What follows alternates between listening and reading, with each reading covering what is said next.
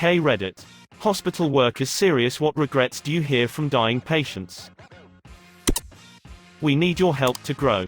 Like and subscribe for more daily content. I was a hospice nurse.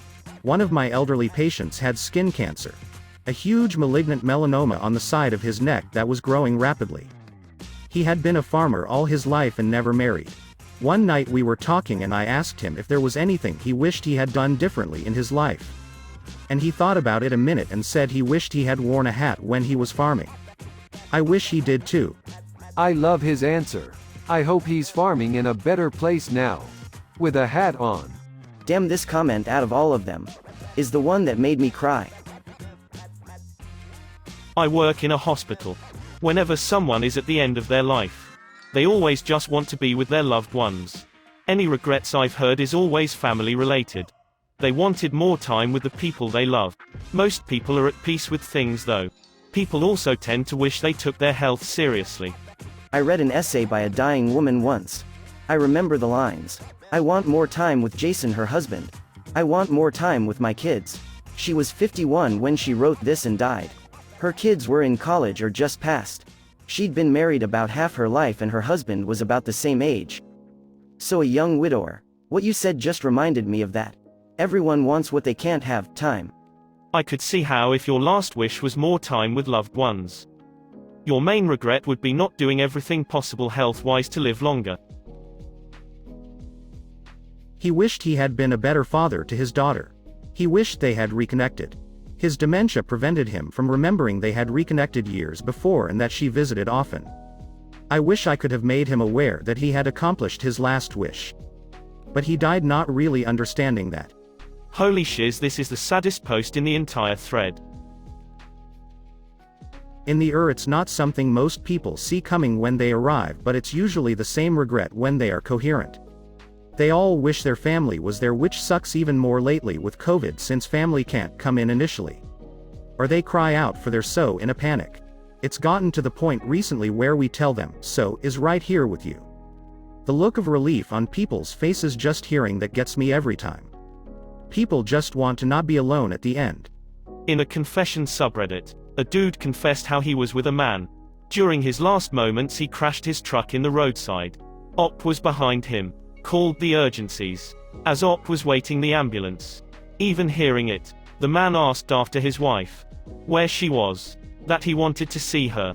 Op tried to comfort it the best he could. Saying she was on her way.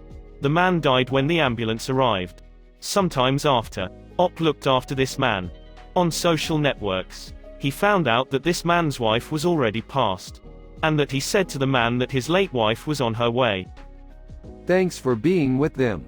This seems so much more poignant in the age of COVID. When people are so alone at death. Thanks for being there. I had a patient who I was in the room with when her doctor explained she only had a few weeks to live. I knew her well. Spent quite a bit of time talking to her up to the news. The days that followed, she seemed to have accepted she was dying. She lived this beautiful, independent, and successful life. Maybe not money successful, but just plain happy. Anyways, when I was helping her to the tub on day 10 since receiving the news, she just broke down crying and couldn't stop crying about how much she wished she didn't put her dog down. See, they could have died together. Come to find out her dog was on his deathbed too. I guess she put her dog down a few days before going into the hospital. She knew her life was over, so she put him down first. She hated herself for it and for the fact she blew the opportunity for them to spend their last moments together. Really heartbreaking to watch. To hear that unfold. She passed early in the morning 2 days later. I took a couple of mental health days off after she passed and spent some time looking up dogs to adopt and new jobs to apply for. I'm gonna go hug my cat. Poor woman. I think she did the kindest thing for her dog so he wouldn't be alone when something happened to her. But I understand where she was coming from. If there is an afterlife, I hope they're back together. And I'm glad she had you there with her during such a hard event. My mom did home health and hospice. My stepdad was very abusive and my mom would take me to work with her to try and protect me. She didn't want to leave him due to religious beliefs. That's a different story. There was an old man. I'd play cards with him. We'd talk about working on the farm we had. He was a nice guy. He figured out I was being physically abused. His health started declining and he couldn't play cards or get out of bed. The last time I saw him, he said he was sorry he wasn't younger and that he couldn't help me. Almost 25 years ago and I still remember him. Dang, this one hit me in the heart. Sounds like he did help you. A little kindness at the right moment means everything. I worked as an oncology nurse right out of nursing school. I was barely 21 years old. Had a patient about my age who was dying of lung cancer. A few hours before he died I sat with him and he was telling me how much he wished that he would have had more time to maybe fall in love, marry, have kids. He was so young. He asked me to call his parents and he died shortly after they arrived. It was awful. His regrets were more about the life not lived. Many older patients had some interesting life stories and most wanted to tell them before they died. Most were at peace with the life they lived. Many regretted working so much and not spending enough time with family. Sometimes I feel my bones straining under the weight of all the lives I'm not living.